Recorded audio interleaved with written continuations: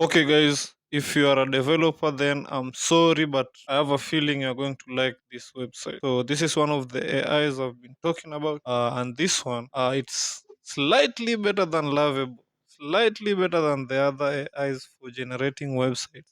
So this is what I'm going to show you. So it has a design tab. So it basically what it does is when you ask it to create a website, it creates a design first. Then you can interact with the code and see the preview of the website. So for example, this is the design. So you see, this is a design.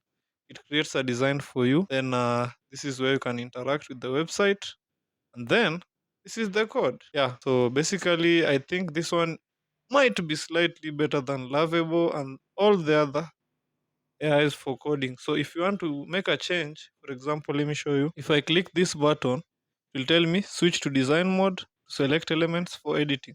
So you can switch to design mode, then select a specific item and ask the AI to build that item. So let's say, for example, I can select this and then I can ask the AI to build that feature. So basically, that's it.